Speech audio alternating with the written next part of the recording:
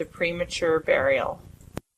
There are certain themes of which the interest is all-absorbing, but which are too entirely horrible for the purposes of legitimate fiction. These the mere romanticist must eschew, if he do not wish to offend or to disgust. They are with propriety handled only when the severity and majesty of truth sanctify and sustain them.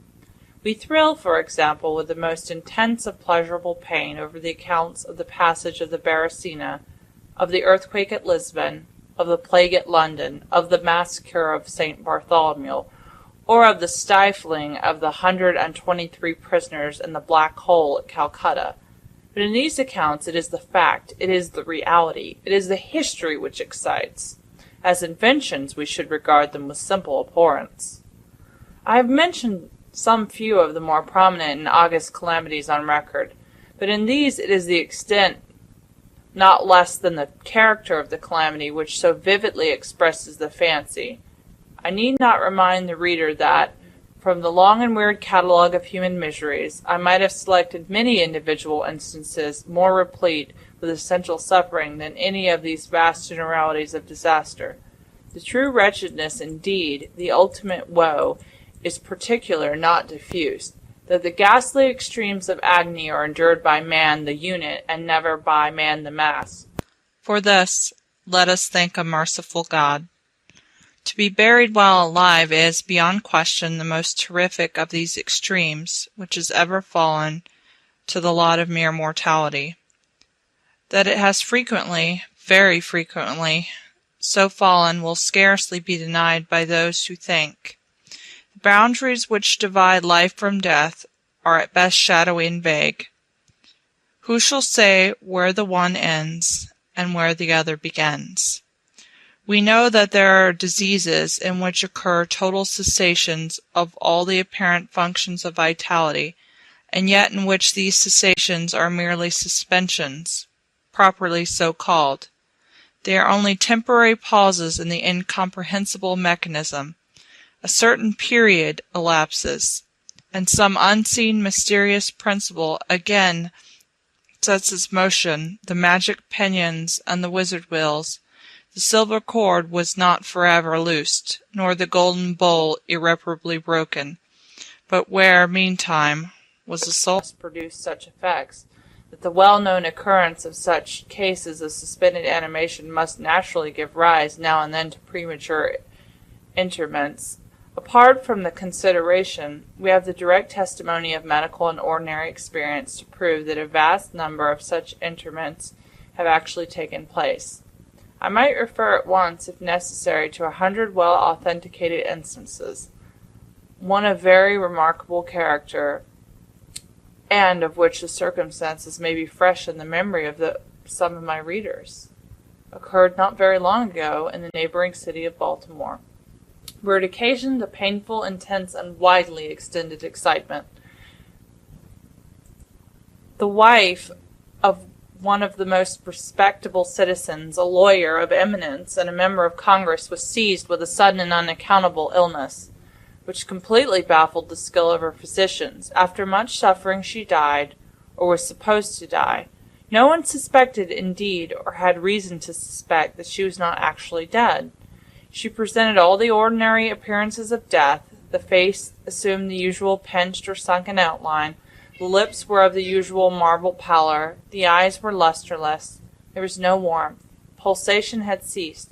For 3 days the body was preserved unburied, during which it had acquired a stony rigidity.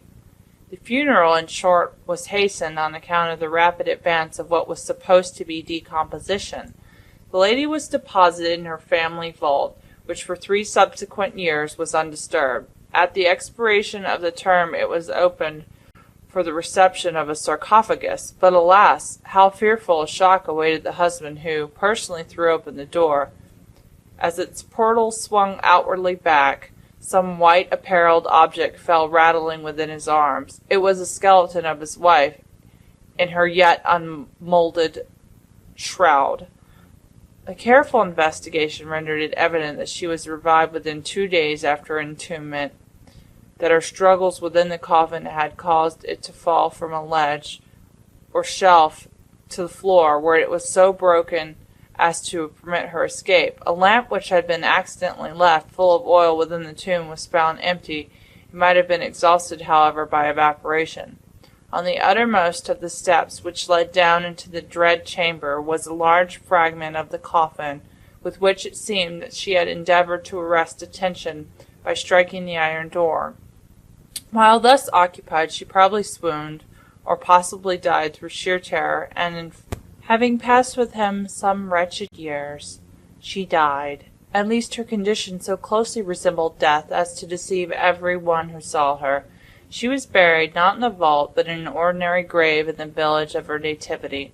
Filled with despair, and still inflamed by the memory of a profound attachment, the lover journeys from the capital to the remote province in which the village lies, with the romantic purpose of disinterring the corpse and possessing himself of its luxuriant tresses. He reaches the grave. At midnight he unearths the coffin, opens it, and is in the act of detaching the hair when he is arrested by the unclosing of the beloved eyes. In fact, the lady had been buried alive. Vitality had not altogether departed, and she was roused by the caresses of her lover from the lethargy which had been mistaken for death. He bore her frantically to his lodgings in the village. He employed certain powerful restoratives suggested by no little medical learning. In fine, she revived. She recognized her preserver. She remained with him until, by slow degrees, she fully recovered her original health. Her woman's heart was not adamant, and this last lesson of love sufficed to soften it. She bestowed it upon Bossuet. She returned no more to her husband, but concealing from him her resurrection, fled with her lover to America. 20 years afterward, the two returned to France, in the persuasion that time had so greatly altered the lady's appearance that her friends would be unable to recognize her. They were mistaken, however, for at the first meeting Monsieur Renelle did actually recognize and make claim to his wife. This claim she resisted, and a judicial tribunal sustained her in her resistance, deciding that the peculiar circumstances with a long lapse of years had extinguished not only equitably but legally the authority of the husband. The Chirurgical Journal of Leipzig, a periodical of high authority and merit, which some American bookseller would do well to translate and republish, records in a late number a very distressing event of the character in question. An officer of artillery, a man of gigantic stature and of robust health, being thrown from an unmanageable horse, received a very severe contusion upon the head, which rendered him insensible at once. The skull was slightly fractured, but no immediate danger was apprehended. Trepanning was accomplished successfully. He was bled, and many other of the ordinary means of relief were adopted. Gradually, however, he fell into a more and more hopeless state of stupor, and finally it was thought that he died. The weather was warm, and he was buried with indecent haste in one of the public cemeteries. His funeral took place on Thursday. On the Sunday following, the grounds of the cemetery were, as usual, much thronged with visitors, and about noon an intense excitement was created by the declaration of a peasant that, while sitting upon the grave of the officer, he had distinctly felt a commotion of the earth, as if occasioned by someone struggling beneath. At first little attention was paid to the man's asseveration, but his evident terror and the dogged obstinacy with which he persisted in his story had at length their natural effect upon the crowd. Spades were hurriedly procured, and the grave, which was shamefully shallow, was in a few minutes so far thrown open that the head of its occupant appeared. He was then seemingly dead, but he sat nearly erect within his coffin, the lid of which, in his furious struggles, he had partially uplifted. He was forthwith conveyed to the nearest hospital, and there pronounced to be still living, although in an asphytic condition. After some hours he revived, recognized individuals of his acquaintance, and in broken sentences spoke of his agonies in the grave. From what he related, it was clear that he must have been conscious of life for more than an hour, while inhumed, before lapsing into insensibility. The grave was carelessly and loosely filled with an exceedingly porous soil, and thus some air was necessarily admitted. He heard the footsteps of the crowd overhead, and endeavored to make himself heard in turn. It was the tumult within the grounds of the cemetery, he said, which appeared to awaken him from a deep sleep. But no sooner was he awake than he became fully aware of the awful horrors of his position. This patient, it is recorded, was doing well, and seemed to be in a fair way of ultimate recovery, but fell a victim to the quackeries of medical experiment. The galvanic battery was applied, and he suddenly expired in one of those ecstatic paroxysms which occasionally it superinduces. The mention of the galvanic battery, nevertheless, recalls to my memory a well-known and very extraordinary case in point, where its action proved the means of restoring to animation a young attorney of London who had been interred for 2 days. This occurred in 1831 and created at the time a very profound sensation wherever it was made the subject of converse.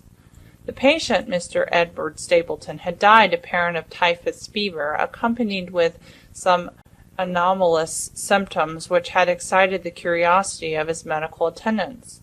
Upon his seeming decease, his friends were requested to sanction a post-mortem examination, but declined to permit it. As often happens which such refusals are made, the practitioners resolved to disinter the body and dissect it at leisure in private. Arrangements were easily effected with some of the numerous corps of body snatchers with which London abounds, and upon the third night after the funeral, the supposed corpse was unearthed from a grave 8 feet deep and deposited in the opening chamber of one of the private hospitals. An incision of some extent had been actually made in the abdomen when the fresh and undecayed appearance of the subject suggested an application of the battery.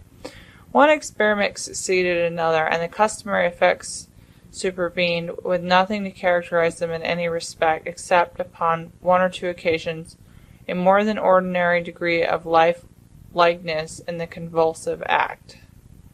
It grew late, the day was about to dawn, and it was thought expedient at length to proceed at once to the dissection. A student, however, was especially desirous of testing a theory of his own, and insisted upon applying the battery to one of the pectoral muscles. A rough gash was made, and a wire hastily brought in contact with the patient, with a hurried but quite unconvulsive movement, arose from the table, stepped into the middle of the floor, gazed about him uneasily for a few seconds, and then spoke. What he said was unintelligible, but words were uttered.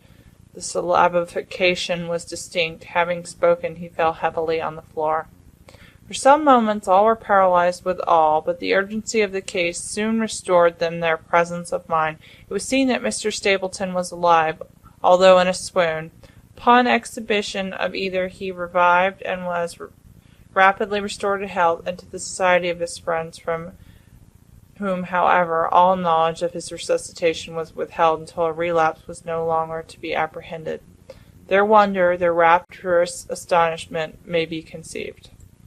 The most thrilling peculiarity of this incident, nevertheless, is involved in what Mr. S. himself asserts. He declares that at no period was he altogether insensible, that dully and confusedly he was aware of everything which happened to him, from the moment in which he was pronounced dead by his physicians to that in which he fell swooning to the floor of the hospital. "I am alive," were the uncomprehended words which, upon recognizing the locality of the dissecting room, he had endeavored in his extremity to utter.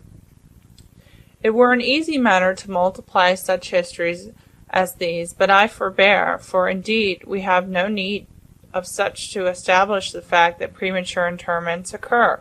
When we reflect how very rarely, from the nature of the case, we have it in our power to detect them, we must admit that they may frequently occur without our cognizance. Scarcely, in truth, is a graveyard ever encroached upon, for any purpose, to any great extent, that skeletons are not found in postures which suggest the most fearful of suspicions. Fearful indeed the suspicion, but more fearful the doom. It may be asserted without hesitation that no event is so terribly well adapted to inspire the supremeness of bodily and of mental distress as is burial before death.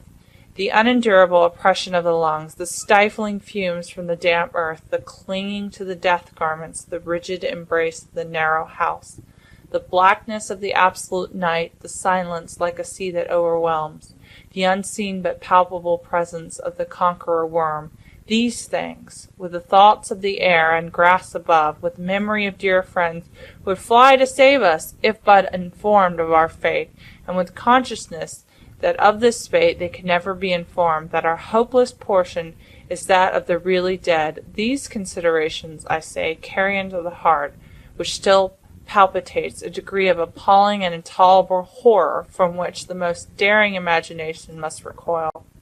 We know of nothing so agonizing upon earth. We can dream of nothing half so hideous in the realms of the nethermost hell, and thus all narratives upon this topic have an interest profound, an interest nevertheless which, through the sacred awe of the topic itself, very properly and very peculiarly depends upon our conviction of the truth of the matter narrated. What I have now to tell is of my own actual knowledge, of my own positive and personal experience. For several years, I had been subject to attacks of the singular disorder which physicians have agreed to term catalepsy, in default of a more definitive title. Although both the immediate and the predisposing causes, and even the actual diagnosis of this disease, are still mysterious, its obvious and apparent character is sufficiently well understood. Its variations seem to be chiefly of degree. Sometimes the patient lies for a day only, or even for a shorter period, in a series of exaggerated lethargy. He is senseless and extremely motionless, but the pulsation of the heart is still faintly perceptible. Some traces of warmth remain, a slight color lingers within the center of the cheek, and upon application of a mirror to the lips, we can detect a torpid, unequal, and vacillating action of the lungs. Then again, the duration of the trance is for weeks, even for months, while the closest scrutiny and the most rigorous medical tests fail to establish any material distinction between the state of the sufferer and what we conceive of absolute death. Very usually he is saved from premature interment solely by the knowledge of his friends that he has been previously subject to catalepsy, by the consequent suspicion excited, and, above all, by the non-appearance of decay. The advances of the malady are luckily gradual. The first manifestations, although marked, are unequivocal. The fits grow successively more and more distinctive, and endure each for a longer term than the preceding. In this lies the principal security from inhumation. The unfortunate whose first attack should be of the extreme character which is occasionally seen would almost inevitably be consigned alive to the tomb.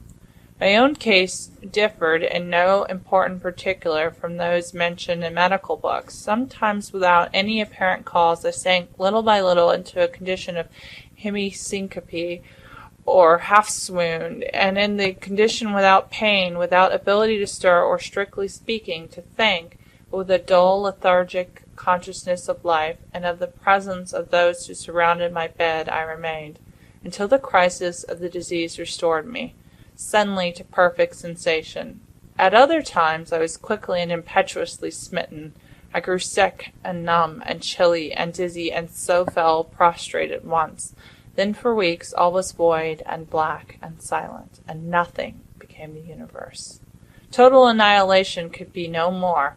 From these latter attacks I awoke, however, with a gradation slow in proportion to the suddenness of the seizure. Just as the day dawns to the friendless and houseless beggar who roams the streets throughout the long desolate winter night, just so tardily, just so wearily, just so cheerily came back the light of the soul to me. Apart from the tendency to trance, however, my general health appeared to be good, nor could I perceive that it was at all affected by the one prevalent malady, unless indeed an idiosyncrasy in my ordinary sleep may be looked upon as superinduced. Upon awakening from slumber, I could never gain at once thorough possession of my senses, and always remained for many minutes in much bewilderment and perplexity, the mental faculties in general, but the memory in especial, being a condition of absolute abeyance. And all that I endured there was no physical suffering, but of moral distress and infinitude. My fancy grew charnel. I talked of worms, of tombs, and epitaphs. I was lost in reveries of death, and the idea of premature burial held continual possession of my brain. The ghastly danger to which I was subjected haunted me day and night. In the former, the torture of meditation was excessive, in the latter supreme.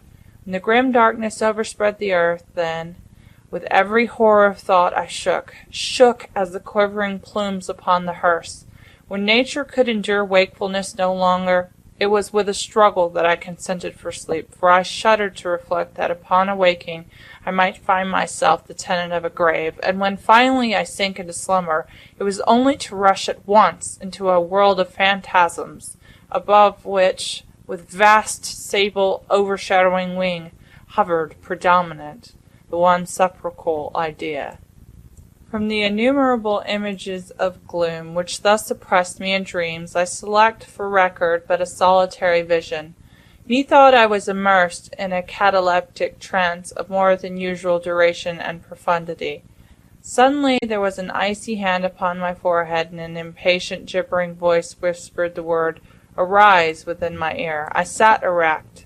The darkness was total. I could not see the figure of him who had aroused me. I could call to mind neither the period at which I had fallen into the trance, nor the locality in which I then lay. While I remained motionless and busied in endeavors to collect my thought, the cold hand grasped me fiercely by the wrist, shaking it petulantly, while the gibbering voice said again, "Arise! Did I not bid thee arise? And who, I demanded, art thou?" "I have no name in the regions which I inhabit," replied the voice mournfully. "I was mortal, but am fiend. I was merciless, but am pitiful. Thou dost feel that I shudder. My teeth chatter as I speak.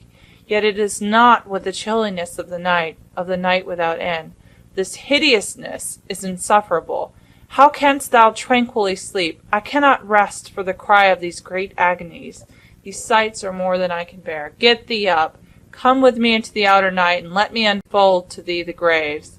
Is not this a spectacle of woe? Behold!"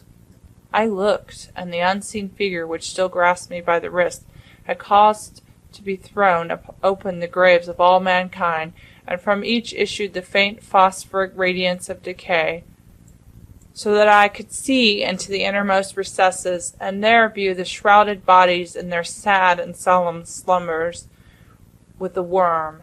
But alas, the real sleepers were fewer by many millions than those who slumbered not at all, and there was a feeble struggling, and there was a general sad unrest, and from out the depths of the countless pits there came a melancholy rustling from the garments of the buried.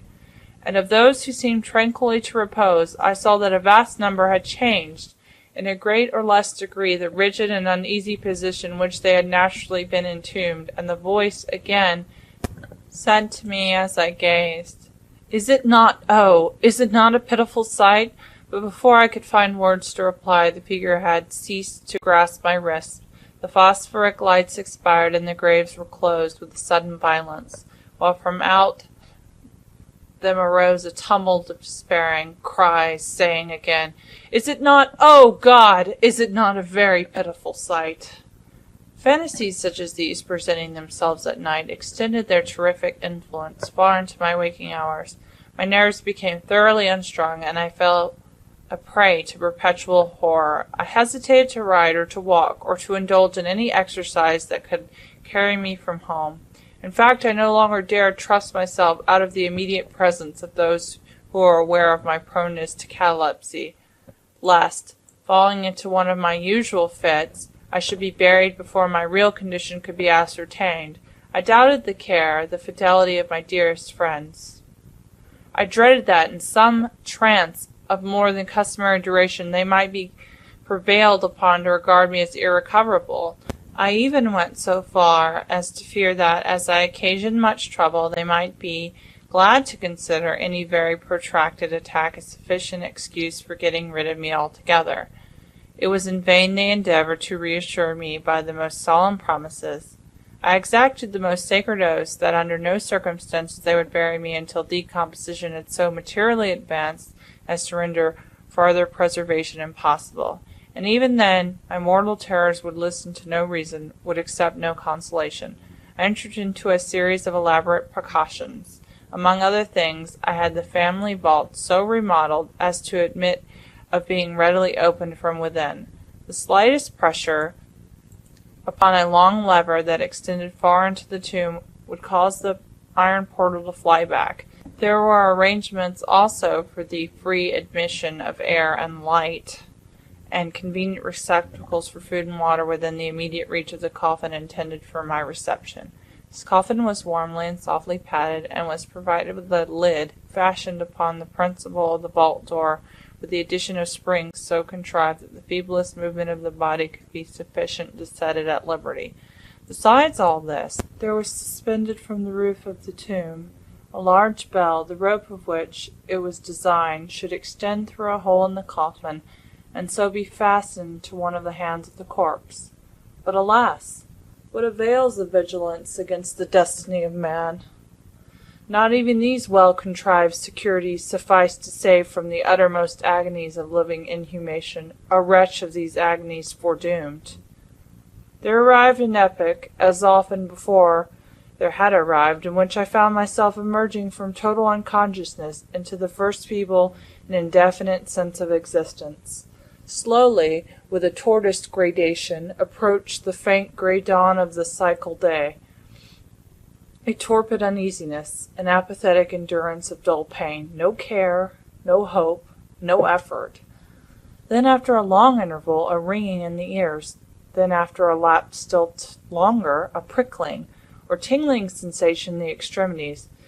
Then a seemingly eternal period of pleasurable quiescence, during which the awakening feelings are struggling into thought. Then a brief resinking into nonentity. Then a sudden recovery.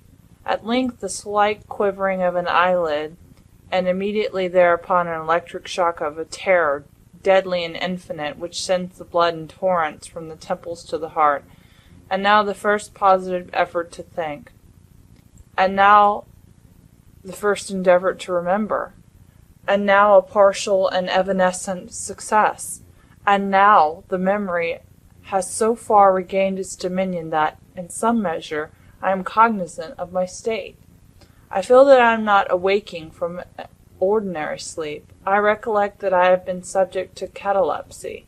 And now, at last, as if by the rush of an ocean, my shuddering spirit is overwhelmed by the one grim danger, by the one spectral and ever-prevalent idea. For some minutes after this fancy possessed me, I remained without motion. And why? I could not summon courage to move.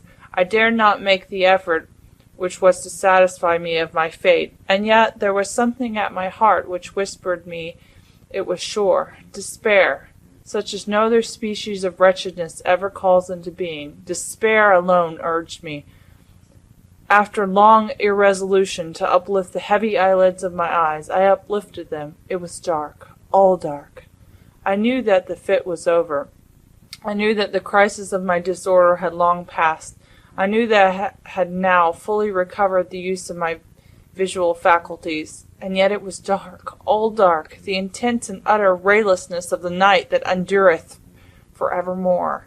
I endeavored to shriek, and my lips and my parched tongue moved convulsively together in the attempt, but no voice issued from the cavernous lungs, which oppressed, as if by the weight of some incumbent mountain, gasped and palpitated with the heart at every elaborate and struggling inspiration. The movement of the jaws in this effort to cry aloud showed me that they were bound up, as is usual with the dead. I felt, too, that I lay upon some hard substance, and by something similar my sides were also closely compressed. So far I had not ventured to stir any of my limbs, but now I violently threw up my arms, which had been lying at length with the wrists crossed. They struck a solid wooden substance which extended above my person at an elevation of not more than 6 inches from my face. I could no longer doubt that I reposed within a coffin at last. And now, amid all my infinite miseries, came sweetly the cherub hope, for I thought of my precautions. I writhed, and made spasmodic exertions to force upon the lid. It would not move. I felt my wrists for the bell rope. It was not to be found. And now the comforter fled forever, and a still sterner despair reigned triumphant. for I could not help perceiving the absence of the paddings which I had so carefully prepared. And then, too, there came suddenly to my nostrils the strong, peculiar odor of moist earth. The conclusion was irresistible. I was not within the vault. I had fallen into a trance while absent from home, while among strangers, when or how I could not remember, and it was they who had buried me as a dog, nailed up in some common coffin, and thrust deep, deep, and forever into some ordinary and nameless grave. As this awful conviction forced itself thus into the innermost chambers of my soul, I once again struggled to cry aloud, and in the second endeavor I succeeded, a long, wild, and continuous shriek or yell of agony resounding through the realms of subterranean night. "Hello! Hello there!" said a gruff voice in reply. "What the devil's the matter now?" said a second. "Get out of that!" said a third. "What do you mean by yowling in that air kind of style, like a cattymount?" said a fourth. And hereupon I was seized and shaken without ceremony for several minutes by a junta of very rough-looking individuals. They did not arouse me from my slumber, for I was wide awake when I screamed, but they restored me to the full possession of my memory. This adventure occurred near Richmond, in Virginia. Accompanied by a friend, I had proceeded upon a gunning expedition some miles down the banks of the James River. Night approached, and we were overtaken by a storm. The cabin of a small sloop lying at anchor in the stream, and laden with garden mold, afforded us the only available shelter. We made the best of it, and passed the night on board. I slept in one of the only two berths in the vessel, and the berths of a sloop of 60 or 20 tons need scarcely be described. That which I occupied had no bedding of any kind. Its extreme width was 18 inches. The distance of its bottom from the deck overhead was precisely the same. I found it a matter of exceeding difficulty to squeeze myself in. Nevertheless, I slept soundly, and the whole of my vision, for it was no dream and no nightmare, arose naturally from the circumstances of my position, from my ordinary bias of thought, and from the difficulty to which I have alluded of collecting my senses, and especially of regaining my memory. For a long time after awaking from slumber, the men who shook me were the crew of the sloop and some laborers engaged to unload it. From the load itself came the earthly smell. The bandage about the jaws was the silk handkerchief in which I had bound up my head in default of my customary nightcap. The tortures endured, however, were indubitably quite equal for the time to those of actual sepulture. They were inconceivably hideous, but out of evil proceeded good, for their very excess wrought in my spirit an inevitable revulsion. My soul acquired tone, acquired temper. I went abroad, I took vigorous exercise, I breathed the free air of heaven, I thought upon other subjects than death, I discarded my medical books. Buchan I burned. I read no night thoughts, no fustian about churchyards, no bugaboo tales, such as this. In short, I became a new man, and lived a man's life from the memorable night. I dismissed forever my charnel apprehensions, and with them vanished the cataleptic disorder, of which, perhaps, they had been less the consequence than the cause. There are moments when, even to the sober eye of reason, the world of our sad humanity may resume a semblance of a hell, but the imagination of man is no Carathis, to explore with impunity its every cavern. Alas, the grim legion of sepulchral terrors cannot be regarded as altogether fanciful, but like the demons in whose company Afrasiab made his voyage down the Oxus, they must sleep, or they will devour us. They must be suffered to slumber, or we perish.